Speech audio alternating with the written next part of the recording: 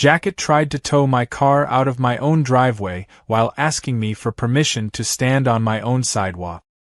He looked confident, bored, and wildly unprepared for the fact that I had already called the county non-emergency line and was recording everything with my phone balanced on a mailbox. Behind him, Karen stood with her arms crossed like she'd personally conquered the street, smiling the way people do when they think they've finally won a long, petty war.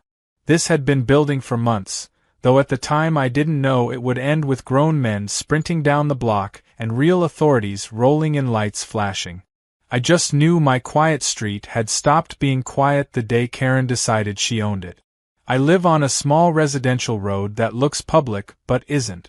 It's a private street, shared maintenance agreement, no HOA jurisdiction over access, something I confirmed twice when I bought the house because I hate surprises.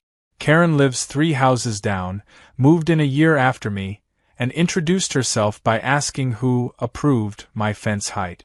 That was the first red flag. The second was when she started referring to herself as acting HOA liaison, even though there is no HOA. At first it was notes, printed ones, taped to doors and light poles, written in that aggressive polite font people use when they want to sound official. Please remember street parking requires authorization. Please be advised all exterior modifications must be approved. I ignored them because none of them were real. Then she escalated.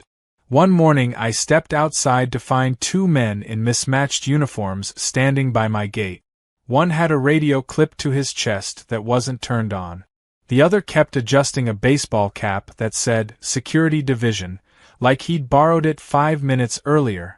They told me they were contracted security for the neighborhood and needed to check compliance. Compliance with what? I asked, already feeling that tight irritation in my chest. Neighborhood regulations, one of them said, glancing over my shoulder like he expected backup. I asked who hired them. They both looked toward Karen's house at the same time. That told me everything. Karen came out moments later, phone in hand, filming me like she was documenting a crime scene.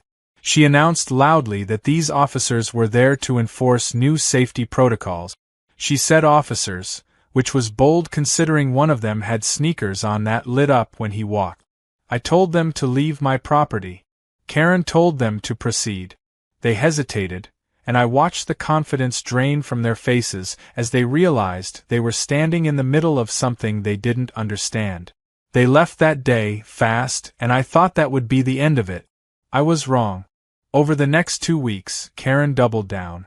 She put up signs at the entrance of the street. Private community. Authorized access only. Violators will be towed. She started stopping delivery drivers. She confronted my neighbor's teenage son for riding his bike without clearance. Every time someone questioned her authority, she'd say the same thing. Security is handling it now. That's when the black SUV started appearing. It would park near the curb for hours, engine idling, windows tinted too dark for the neighborhood. Different men rotated in and out, all wearing variations of the same fake uniform. Some had patches sewn on crooked. One had a badge that looked like it came from a costume shop. They started issuing handwritten warnings. They knocked on doors. They told people they were being monitored. When one of them put a warning sticker on my car, that was it. I called the county. Not 911. Not yet. I explained calmly that private individuals were impersonating security and interfering with access on a private road. I gave names, descriptions. I sent photos. The woman on the line paused longer than I expected, then asked me to stay available. That afternoon, Karen hired more of them. I watched from my porch as 4 men showed up, laughing, slapping each other on the back, like they were starting a shift at a bar instead of pretending to control a street. Karen walked up and down giving instructions, pointing at houses, pointing at driveways, pointing at me. She looked thrilled, vindicated, dangerous in the way only people who think they're untouchable can be. One of them crossed onto my driveway and started hooking my car to a tow dolly. I stepped outside and asked him to stop. He told me to speak to management. Karen waved from across the street. That's when I called again. This time, I didn't hang up. The moment everything shifted was quiet. No yelling. No sirens yet. Just the sound of the fake security guys noticing something was off. Radios crackled that hadn't crackled before. A cruiser rolled slowly past the entrance and stopped. Another followed. Then a county vehicle with a seal on the door pulled in and parked sideways, blocking the street. Karen froze. The men unhooked my car without being told. One of them took off his jacket. Another started walking backward, eyes darting. When two uniformed officers stepped out and asked who was in charge, nobody answered.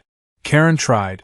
She stepped forward, phone still recording, and said she was authorizing enforcement. One officer asked her under what authority. She said HOA. The officer asked for documentation. She said it was being processed. The officer looked at the men in black and asked them who hired them.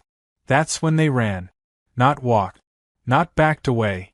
Full sprint down the street, shoes slapping pavement, jackets half off, one of them dropping a badge that skidded into the gutter. I'd never seen adults scatter so fast in my life. The officers didn't chase. They didn't need to. They turned to Karen instead. She stopped filming. And in that moment, standing on a street she didn't own, surrounded by people who finally knew what she'd been doing, Karen looked smaller than she ever had. By the time the real authorities finished taking statements, the street felt different, like someone had finally opened a window in a stuffy room. Neighbors stood in clusters, whispering, replaying what they'd just watched. The fake security truck was gone. The signs were already being pulled down. Karen stayed on her porch, arms wrapped tight around herself, staring straight ahead like none of it had happened. I thought that would be the end of it. It wasn't. The next morning, I woke up to an email from a law firm I'd never heard of, sent at 6:12 a.m. The subject line said notice of non-compliance, all caps, no punctuation. It accused me of violating community safety regulations, obstructing authorized contractors, and interfering with lawful enforcement. It demanded I cease and desist from harassing appointed security personnel, and warned of legal action if I didn't comply within 48 hours. I laughed at first. Then I read it again, slower, and realized Karen had shifted tactic. She couldn't scare us with uniforms anymore, so she was trying paperwork. I called the number listed. It rang twice before a receptionist answered, sounding tired and mildly confused. I asked who their client was.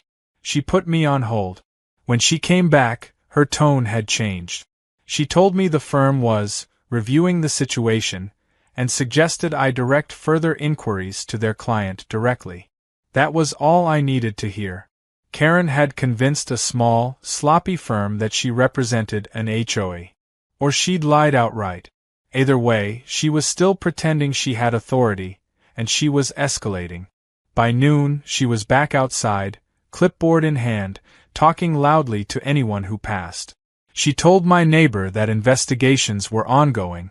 She told a delivery driver he might be subpoenaed. She told me, without looking at me, that I'd made a big mistake humiliating her in front of officials. That last part caught my attention. I walked over and asked her what mistake she thought I'd made. She smiled, slow and sharp, and said I'd exposed myself. I didn't respond. I didn't need to. I went back inside and started documenting everything. I pulled my property documents, the private road agreement, the county correspondence from the previous day. I requested records. I sent emails. I called the county clerk and asked a very simple question about impersonation and unauthorized contracting. The woman on the line didn't hesitate before telling me it was serious. That afternoon, a different kind of vehicle appeared on the street. No lights, no decals, just a plain sedan. A man stepped out, older, measured, holding a folder thick enough to hurt someone if you swung it. He went door to door, quietly asking questions. When he reached my house, he introduced himself as a county investigator. Karen watched from her window. I showed him everything. The signs, the warnings, the emails, the photos of the fake security, the videos of them running. He nodded, took notes, asked a few clarifying questions, and thanked me for being thorough. As he walked away, Karen finally snapped. She came out fast, shoes slapping the pavement, voice already raised. She demanded to know why the county was harassing her. She accused me of filing false reports. She said she was being targeted. The investigator let her talk. When she finished, he asked her for proof of her authority. She handed him a stack of papers I recognized immediately. They were fake. Not forged in a clever way. Just bad. Logos slightly off. Language too vague. Signatures that didn't match any real entity. I could tell from across the street. So could he. He didn't say anything. He just thanked her and left. That night, Karen taped a new notice to my door. This one said I was banned from community spaces. There are no community spaces. I took it down, scanned it, and added it to the growing folder on my desktop labeled Karen. The next day, the law firm emailed again. This time the tone was different. Apologetic. Careful. They said they were withdrawing representation and advised all parties to seek independent counsel. They asked me to confirm receipt. Karen must have found out because she came storming over less than an hour later. She accused me of sabotaging her. She accused me of lying to lawyers. She accused me of trying to ruin the neighborhood. I asked her one question. Why did you think you could hire fake security and no one would notice? She stared at me like I'd asked something unreasonable. Then she said, because someone had to be in charge. That was the moment I understood her completely. It wasn't about rules, or safety, or the street. It was about control. About being seen as the person everyone answered to. And when that illusion cracked, she was desperate to glue it back together with anything she could grab. By the end of the week, county notices started arriving. Real ones. Official ones. One went to every house. It clarified that no HOA existed. That no private security had authority on the street. That any future impersonation or obstruction would be referred for prosecution. Karen received one too. She didn't come outside for 2 days. On the third day, she did something unexpected. She smiled at everyone again. She waved. She brought cookies to a neighbor. She acted like nothing had happened. Like we'd all imagined the chaos. Like men hadn't run down the street shedding fake badges. Like she hadn't tried to tow my car. That smile unsettled me more than the yelling ever had. Because it meant she wasn't done. Karen's sudden friendliness didn't fool anyone, but it did change the temperature of the street. She waved too much. She smiled too long. She started conversations she'd never bothered to have before, asking people about their kids, their pets, their jobs, like she was collecting data instead of being neighborly. Every interaction felt rehearsed, like she was auditioning for a role she'd already lost. I kept my distance and kept documenting. 3 days after the county notices went out, a new sign appeared at the entrance of the street. This one was smaller, professionally printed, laminated. It didn't threaten towing. It didn't mention security. It simply said private road, residents only. It looked harmless, reasonable, almost legitimate. It wasn't. I checked the placement. It was staked just far enough off the public easement to look intentional, just close enough to confuse drivers. And at the bottom, in tiny print, was a line that caught my eye. Managed by Community Liaison. No name. No entity. Just her. That afternoon, Karen started keeping a notebook. She'd stand at the edge of her lawn and write things down as cars passed. License plates. Times. Who stopped where. When I pulled into my driveway, she made a show of jotting something down, then looked up and smiled like we shared a joke. I asked her what she was writing. She said records. Of what? I asked. Of behavior, she said, tapping the notebook with her pen. Patterns matter. That night, my neighbor texted me a photo. It showed a letter taped to his garage. It claimed he'd violated access guidelines by allowing a guest to park on the street for more than 15 minutes. It cited a policy that didn't exist and warned of escalating consequences. He asked me if it was real. I told him no. And then I told him to save everything. The next escalation came quietly. Instead of confronting people directly, Karen started calling things in. Noise complaints, parking complaints, suspicious activity reports. Always vague. Always just enough to trigger a response. Patrol cars began cruising through more often, slower this time, stopping to ask questions, shining lights, running plates. The officers were polite, professional, but the presence alone rattled people. I pulled one aside and asked what was going on. He told me they'd received multiple reports from the same address. He didn't say which one. He didn't need to. Karen had figured out something important. If she couldn't enforce rules herself, she could weaponize the system. That's when she made her mistake. She reported my house. Not for anything specific. Just a general welfare concern. Claimed she'd seen unfamiliar people coming and going at odd hours. Suggested there might be illegal activity. She said she was worried. 2 officers showed up just after sunset. They knocked. I answered. I invited them in. I showed them my home office, the camera feeds, the logs. I showed them the emails, the notices, the fake citations, the footage of fake security running. They listened. One of them asked me a question that made my stomach drop. Have you had any direct contact with her since the incident? I told him yes. I told him everything. When they left, they didn't say much. But the next morning, something changed. Karen stopped smiling. Instead, she started watching. She sat in her car for hours, parked just far enough away to avoid being obvious. She followed people on foot.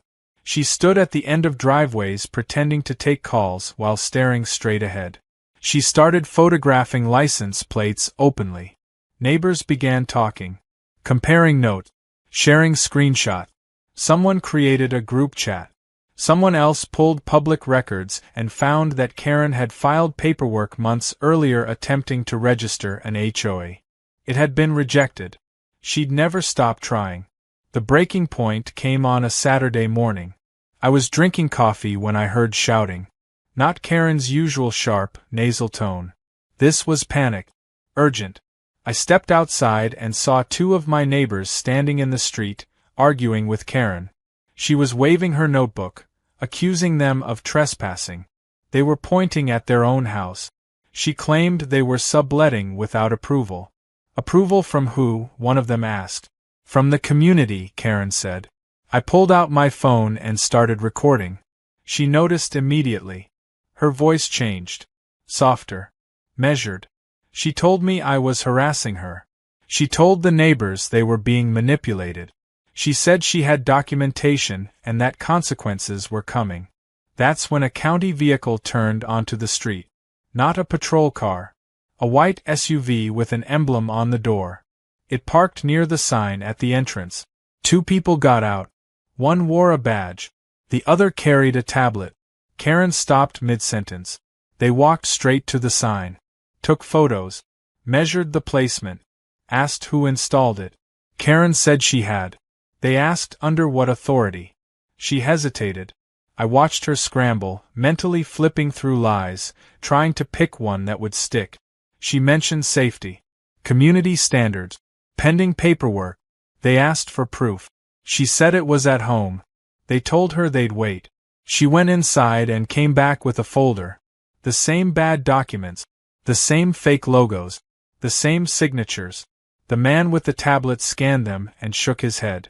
The woman with the badge asked Karen to step aside. That was the first time I saw fear crack through her expression. They explained, calmly, that unauthorized signage on a private road was a violation. That repeated false reports could constitute harassment. That impersonation of authority was still under review. Karen argued. She raised her voice. She accused them of bias. The woman cut her off and told her to stop. The street was silent. When they left, they removed the sign with them. Karen stood there alone, notebook hanging uselessly at her side. She didn't say a word to anyone. She went inside and slammed the door. That night, a letter appeared in my mailbox. Real paper. Real seal. From the county. It informed me that a formal inquiry had been opened. Not about me. About her. The inquiry changed everything, even though nothing on the surface looked different at first. The street was still the same. The houses didn't move. The trees didn't suddenly whisper secrets. But the air felt heavier, like everyone was waiting for a storm they could sense but not yet see. Karen went quiet.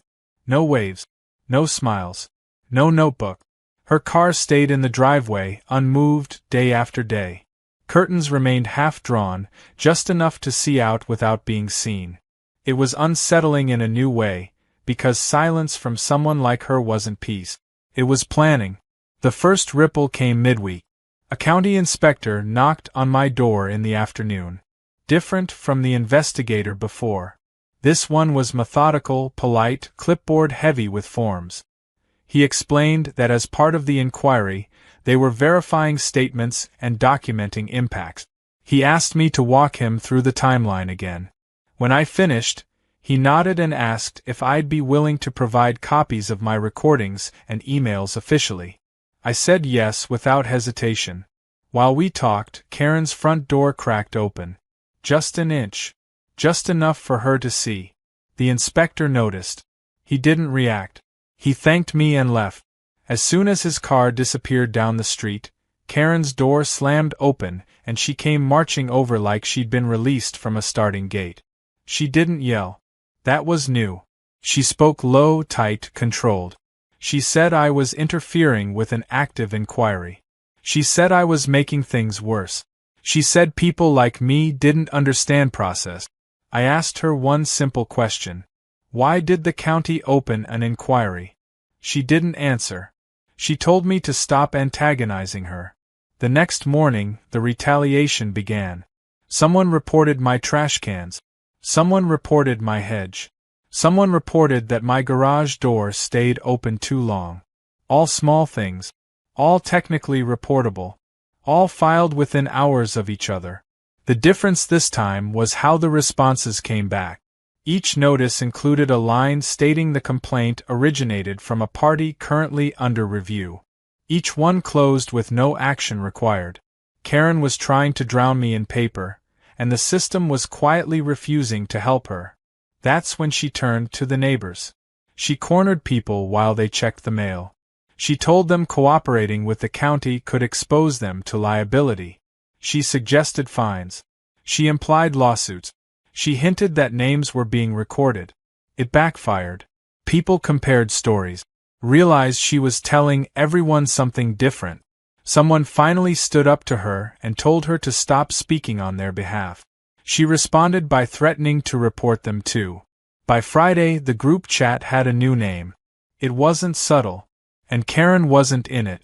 Saturday morning brought the next escalation. A truck pulled onto the street with magnetic decals slapped onto the doors. Not security this time. Consulting services. The font screamed cheap. Two men got out carrying clipboards and measuring wheels. They began pacing the curb, taking notes, snapping photos of houses. Karen followed them like a supervisor on a factory floor. I stepped outside and asked what they were doing. One of the men said they were conducting an assessment for future compliance planning. He avoided eye contact. Karen jumped in and said they were preparing documentation to formalize community oversight. I asked under what authority. She said, pending approval. I started recording again. The men froze the moment they saw the phone. One of them muttered something under his breath. The other asked Karen if this was really happening. She told them to keep working. I asked them who hired them. They didn't answer. Karen answered for them.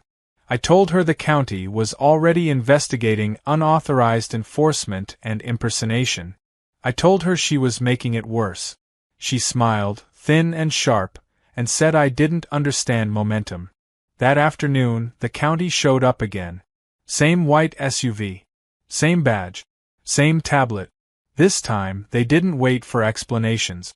They asked the men for contracts, insurance, authorization. The men looked at Karen. Karen told them not to answer. That was a mistake. The officials told the men they could either cooperate or leave immediately. They chose to leave. They peeled the magnets off their doors before they even backed out. Karen lost it. She shouted. Accused the county of harassment. Accused me of orchestrating everything. She demanded to see warrant. She threatened to call her lawyer. The woman with the badge told her to stop interfering with an official inquiry. Karen stepped closer. Too close.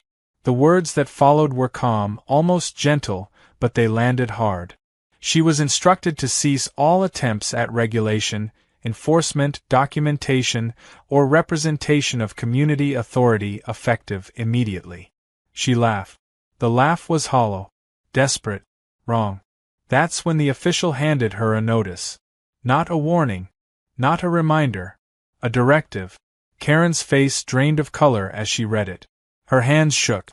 She folded it once, then twice, like she could make it smaller if she tried hard enough. She looked around, finally realizing everyone was watching. For the first time since this started, she looked unsure. She didn't yell. She didn't argue. She turned and walked back to her house, closing the door behind her with a quiet click that felt louder than any slam. That night, the lights in her house stayed on until dawn. And I knew, with a certainty that sat heavy in my chest, that she wasn't done yet. She was cornered. And cornered people don't calm down. They explode. The explosion didn't come right away. It came in pieces, scattered and sharp, like shrapnel instead of a single blast. For 2 days after the directive, Karen stayed inside. Her car didn't move. Her porch light stayed on all night. No notes appeared. No calls were made, at least none that anyone could see. People started to relax, cautiously, like animals after a predator disappears into tall grass. That was when the emails started. Not just to me. To everyone. Long messages, sent late at night, full of legal language copied from somewhere else and stitched together badly. Karen claimed the county had violated her right. She claimed residents were conspiring against her. She accused unnamed neighbors of harassment, intimidation, and defamation. She demanded cooperation. She demanded silence. She CC'd people who didn't even live on the street. One neighbor replied politely, asking her to stop. Another asked to be removed from the list. Karen responded by threatening to include them in her case file. That phrase spread fast. Case file. People began forwarding screenshot. Comparing wording. Realizing she was sending slightly different versions to different people, changing details to fit whatever fear she thought would work best. It wasn't organized. It wasn't rational. It was frantic. Then she crossed a line she couldn't uncross. She filed something. I found out when a courier knocked on my door and handed me an envelope thick enough to feel insulting. Inside was a stack of papers labeled Petition for Emergency Community Injunction. She was seeking temporary authority to regulate access, parking, and conduct on the street pending further review. She had named herself as petitioner. She had listed the street as a unified community. She had listed me as an adverse party. The filing was a mess. Wrong jurisdiction. Incorrect citations. Claims contradicted by public record. And yet, it existed. It was real enough to force a response. That was her gamble. She didn't need to win. She just needed to scare people into backing down. I didn't panic.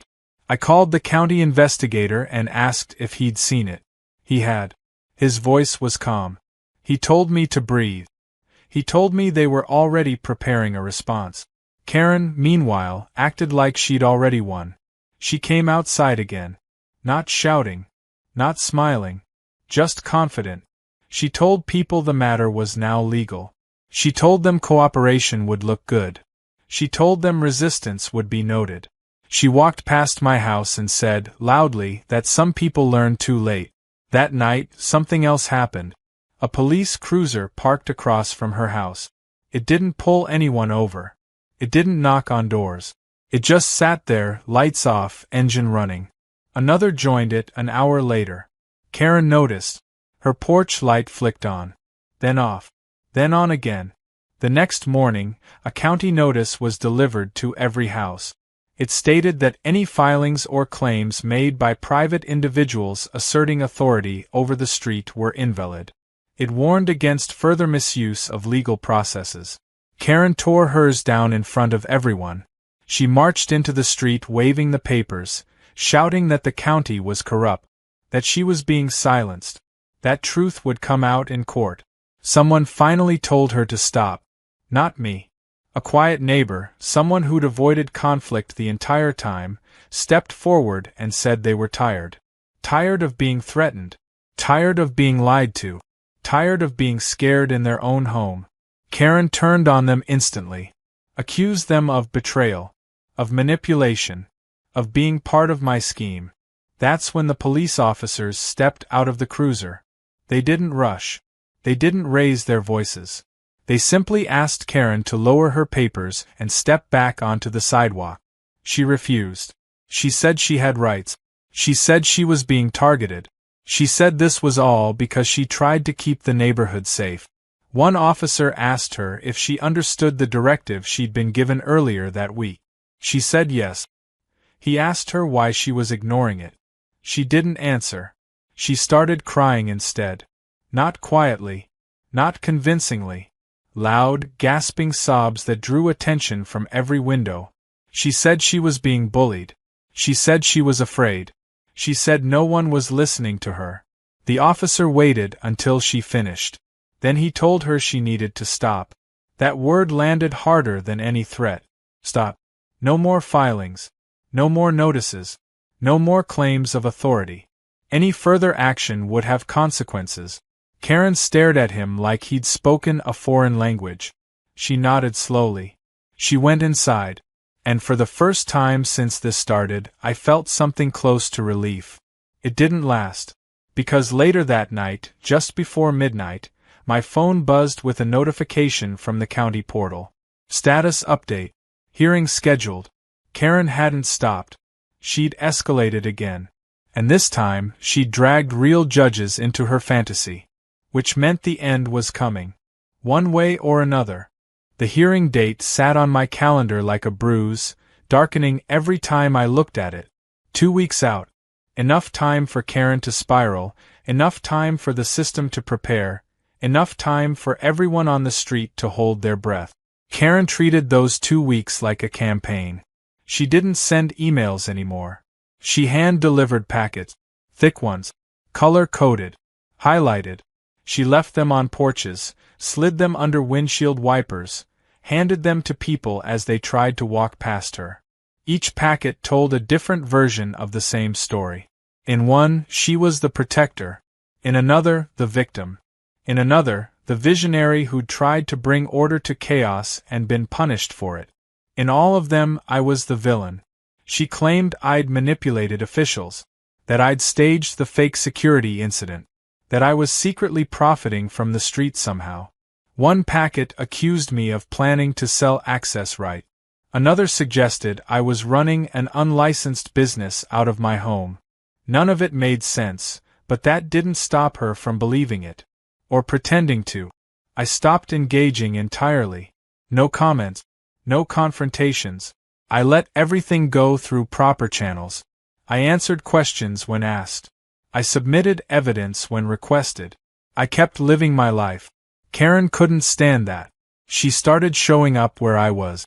Not directly confronting me, just appearing. At the grocery store. At the gas station. Once, at a coffee shop across town. She never spoke. She just stared, like she wanted me to acknowledge her existence again. I didn't. The week before the hearing, the county investigator called me and asked if I'd noticed any new behavior. I told him yes. I told him everything. He listened quietly, then said something that stuck with me. People who think they're about to lose often try one last dramatic move.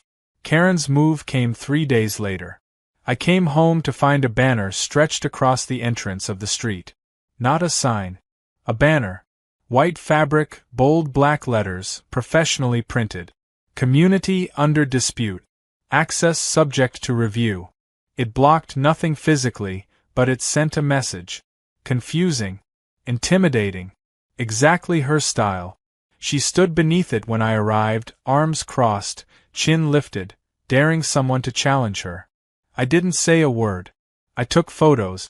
I made a call. The county arrived within the hour. This time they brought more people. The banner came down quickly. The explanation was shorter than before. Karen tried to argue. She tried to explain. She tried to claim it was informational. The official told her she was in direct violation of the directive. She laughed again. That same hollow laugh. And then she said something that made everyone go quiet. She said she didn't recognize the county's authority anymore. You could feel the shift immediately. The officials straightened. The tone changed. One of them asked her to repeat herself. She did. That was the moment she crossed from nuisance into something else entirely. They told her to step back. She refused. They told her again. She stepped forward instead, voice rising, accusing them of corruption, conspiracy, collusion. Words poured out of her like she'd been saving them up. They didn't arrest her. They didn't need to. They handed her another notice. This one thicker. This one final. She snatched it out of the official's hand and tore it in half. That was a mistake. The officer calmly told her she was now subject to additional penalties and potential charges. He explained it slowly, clearly, like talking to someone who might not understand what was happening anymore. Karen's face went slack. For the first time, she looked scared in a real way. She backed away. She went inside. She didn't come out for the rest of the day. That night, police presence returned. Not aggressive. Just present. A reminder. The hearing came faster than expected. It wasn't dramatic like TV. No shouting. No surprise witnesses bursting through doors. Just a small room, a long table, and people who looked very tired of Karen. She represented herself. That alone told me how this was going to go. She talked. A lot. She jumped between points. She contradicted herself. She accused everyone in the room of bias at least once. She presented her packets. The judge leafed through them with a frown that deepened with every page. When it was my turn, I didn't speak much. I didn't need to. The county presented the timeline. The evidence. The videos. The filings. The false reports. The directives she'd ignored. The warnings she'd torn up. The banner. The fake security. The consulting crew. The emails. The letters. The pattern. It was all there. Karen interrupted repeatedly. She objected to things she didn't understand. She accused the judge of siding with me. She said the street would fall apart without her. The judge finally told her to stop speaking. When the ruling came, it was firm and immediate. Karen was barred from making any claims of authority over the street. She was prohibited from contacting residents regarding enforcement or compliance. She was warned that any further attempts would result in sanctions and potential criminal charges. The judge didn't raise their voice. They didn't need to. Karen stood there, stunned, mouth slightly open, like someone had turned off the sound in her head. As people stood to leave, she finally looked at me. Not angry. Not smug. Small. And in that moment I thought maybe it was over. I was wrong. Because as I walked out of the building, my phone buzzed with a message from a neighbor. She's tearing down things in her yard. Throwing stuff into her car. I turned around just in time to see Karen storm out behind me, eyes wild, keys clenched in her hand. She wasn't done. She was desperate. And desperate people don't follow rulings. They break them. By the time I got back to the street, the sense of order the hearing had given me was already gone.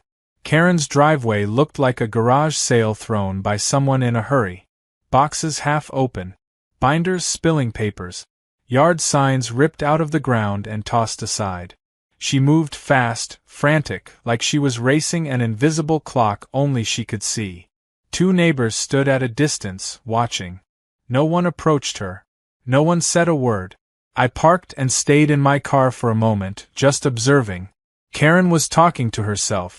I could see it from across the street, her mouth moving, her hands gesturing, stopping every few seconds to look around as if expecting someone to argue back. She spotted me and froze. For a split second I thought she might come over. Instead, she laughed. Loud, sharp, unhinged. She shouted that the hearing wasn't over. That appeals existed. That I hadn't won anything. I didn't respond. That seemed to enrage her more than anything else had so far. She stormed into her house, and came back out carrying one of the old fake security jacket. She held it up like evidence, yelling that this proved she'd been serious about safety. That no one appreciated her efforts. That history would prove her right. Then she threw it into the back seat of her car, and slammed the door hard enough to make the alarm chirp. Within minutes, a patrol car rolled slowly onto the street. Someone had called it in. No one admitted who. The officer stepped out calmly and asked if everything was all right. Karen launched into a speech before he could finish the sentence. She accused the court of corruption. She accused the county of persecution. She accused me of stalking her. The officer listened, then asked her a question that made her pause. Are you aware of the order issued today? She said yes. He asked if she understood it. She hesitated, then said of course she did. He asked her why she was currently confronting residents and making statements about authority. She snapped back that she was on her own property and could say whatever she wanted. He told her she could, as long as she didn't violate the order. She stepped closer to him and pointed toward my house. She said I was provoking her. That was when the officer told her to take a step back. She didn't. She kept talking, faster now, louder, her words tumbling over each other. She said she wouldn't be silenced. She said the street belonged to the people who cared. She said she was the only one brave enough to stand up. The officer repeated himself. She ignored him. The moment stretched. You could feel it tightening like a rope being pulled. Then she made the mistake of reaching past him, trying to walk toward my driveway, still shouting. That was it. He stopped her. Gently but firmly. He told her to put her hands down and step back onto the sidewalk. He explained she was dangerously close to violating the court order she'd just received. For the first time, Karen seemed to realize how far she'd gone. Her voice cracked. She started crying again, but this time it wasn't performative. It was raw, panicked, the sound of someone who'd finally run out of moves. She begged. She said she was misunderstood. She said she just wanted things to be right. The officer waited until she slowed, then told her something that changed the energy completely. He said the court order was already on record. He said every interaction from this moment on would be documented. He said the margin for error was gone. Karen nodded rapidly, wiping her face, agreeing to everything all at once. She said she'd go inside. She said she'd leave people alone. She went back into her house and slammed the door. No one moved for a while. That night, I didn't sleep much. I kept expecting something. A note. A knock. Another email. Something loud. Something final. What I didn't expect was quiet. The next morning, her house looked empty. No lights. No car. Curtains open, rooms bare. Even the sign she'd once obsessed over was gone. It was like she'd evaporated overnight. A moving truck came later that afternoon. Not a big one. Just enough. She supervised from a distance, sunglasses on, face unreadable. She didn't speak to anyone. She didn't look at me. By sunset, the truck was gone. So was she. The street felt lighter immediately, like a weight had been lifted without anyone realizing how heavy it had been. Neighbors came out, talked, laughed nervously. Someone joked that we should put up a sign welcoming ourselves back. I stood in my driveway and let it sink in. I thought that was the ending. Then my phone buzzed. A county update. One final notice. Karen had attempted to file another appeal electronically that afternoon. It had been rejected automatically. Flagged. Logged. The message ended with a line that made me exhale for the first time in weeks. No further action required at this time. She was gone. And this time, the system had finally closed the door behind her.